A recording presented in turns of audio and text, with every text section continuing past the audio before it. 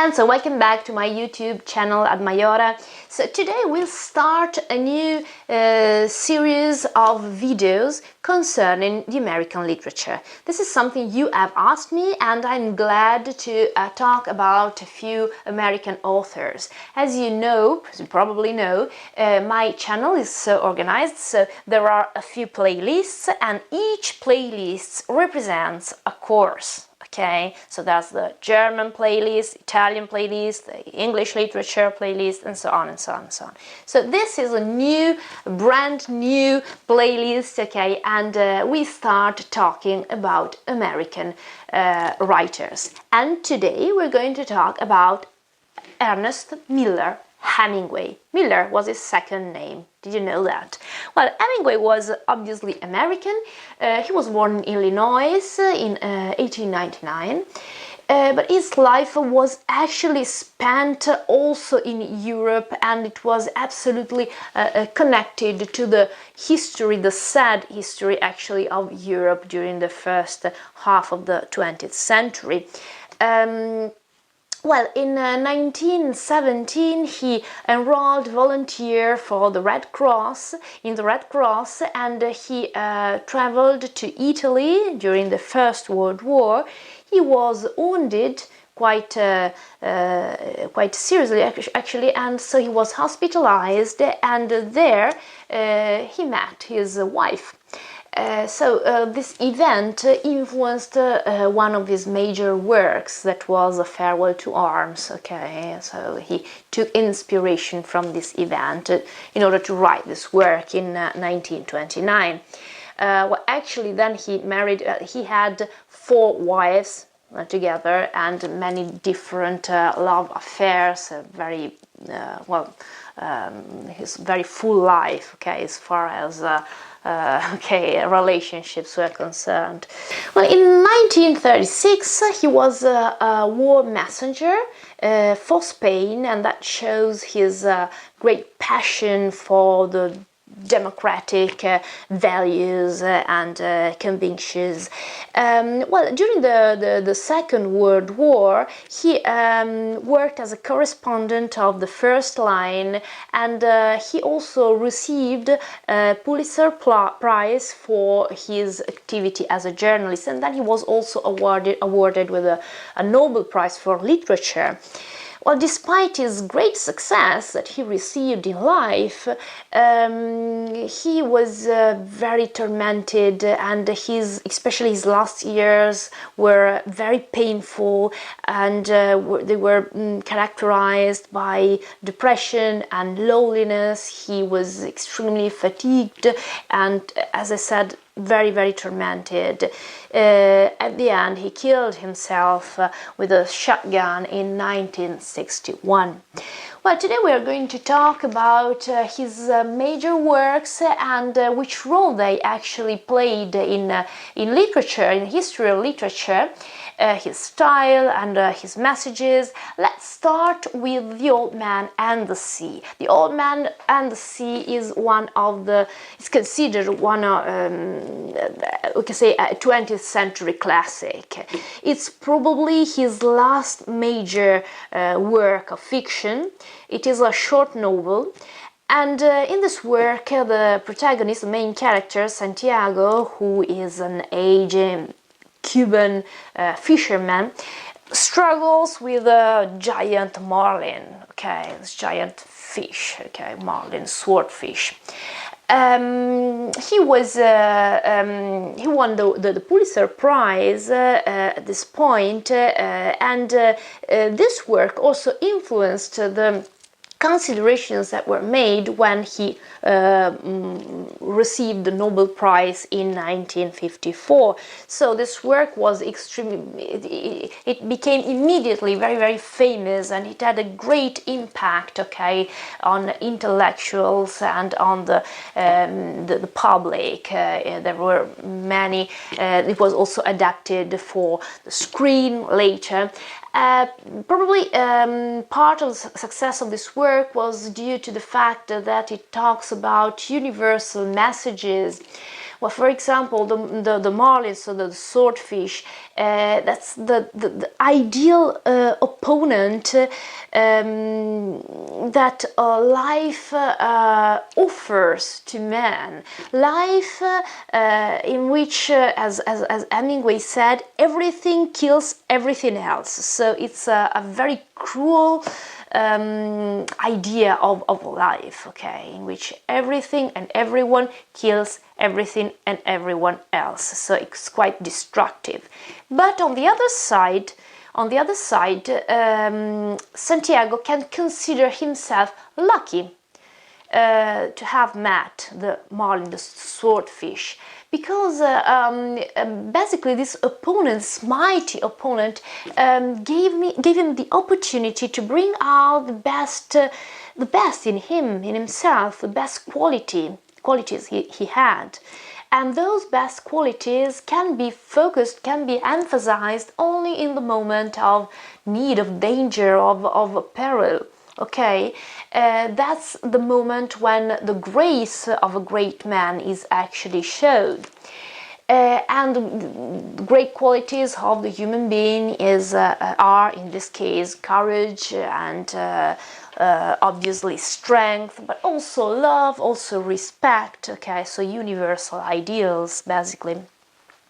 Then again, another very, very important work, some people consider that is Hemingway's greatest work, actually, is The Sun Also Rises, which is also called Fiesta, and that's also the translation in many other languages. It was written in 1926.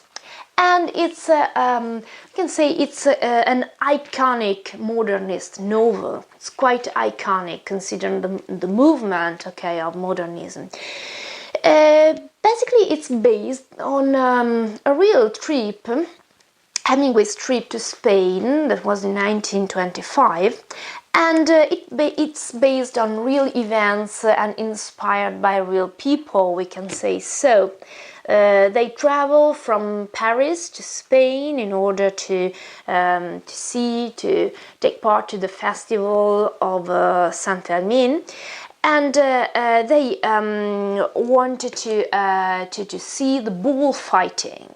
Okay, so bulls and bullfightings are a great symbol in this work, connected obviously with the main characters, a man and a woman. So the man is Jake Barnes, and he is a man that served during the Second World War.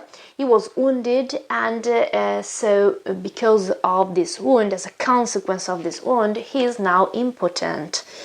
And that's also a symbol. We can say that he is symbolized by the steer, because it's a castrated bull, basically.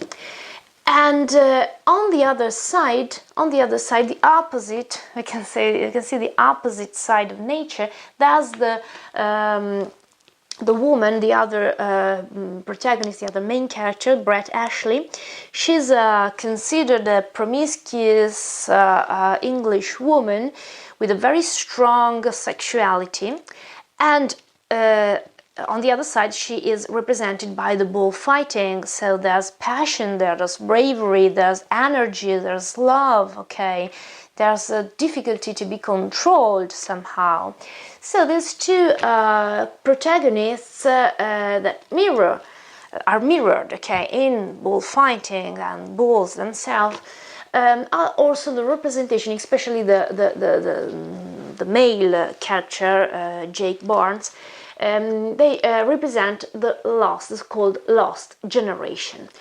Well, Hemingway was considered one of the most famous writers belonging to the lost generation, and that expression was used by him, okay, in this work, The Sun Also Rises, and he took this expression from another writer, Gertrude Stein, and he reused this expression here, and the meaning that this lost generation, these words had now, was to describe that generation of young men, especially, who lived during the first half of the 20th century and whose life was ruined by the First World War because of the traumas, because of the experience they had to suffer, and those experiences will actually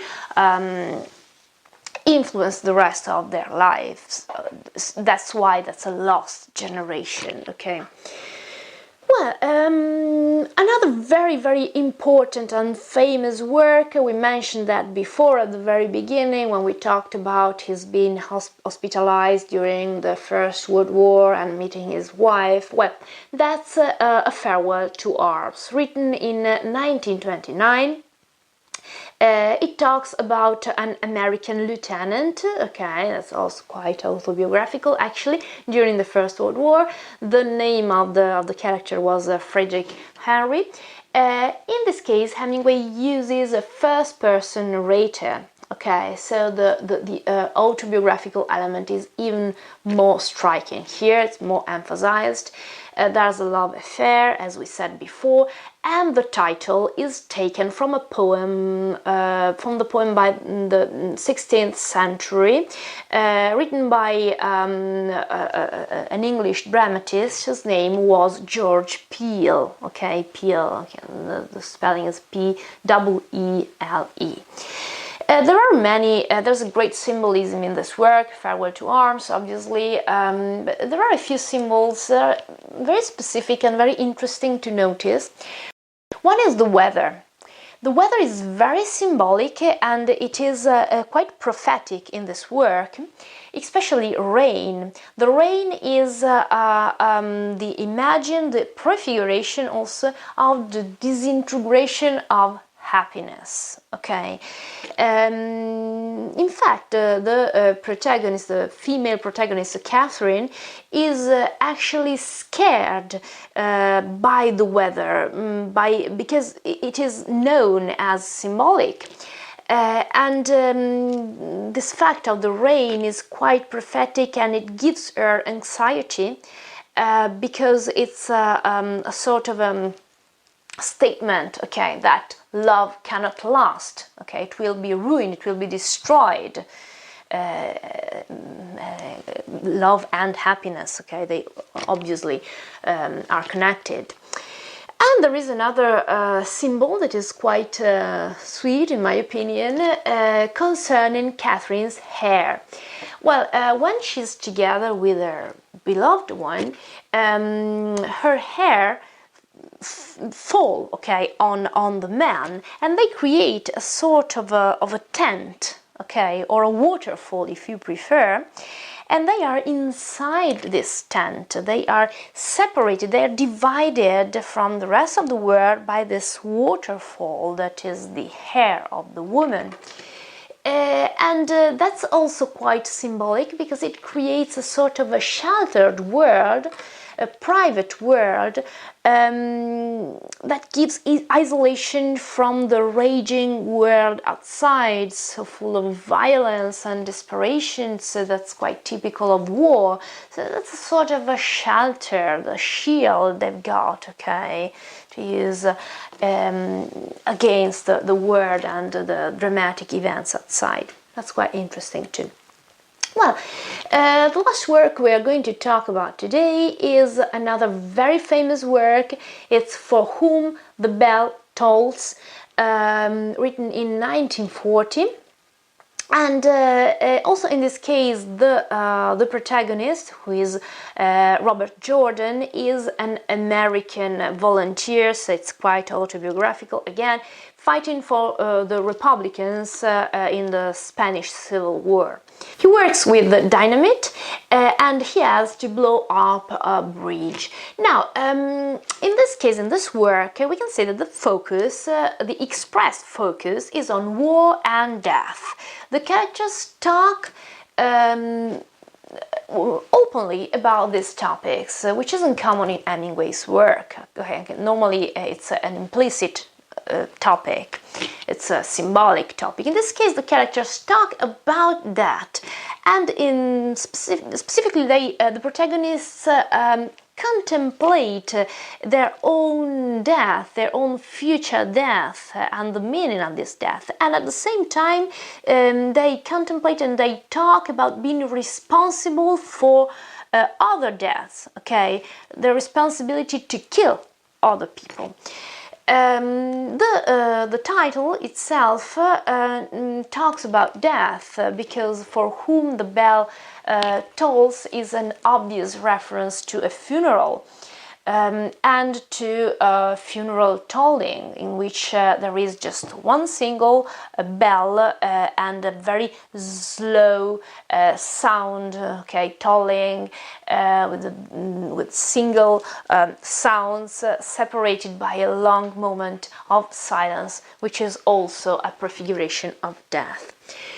Now, talking about the literary style that Hemingway used, so also his language was very essential and very plain, very simple.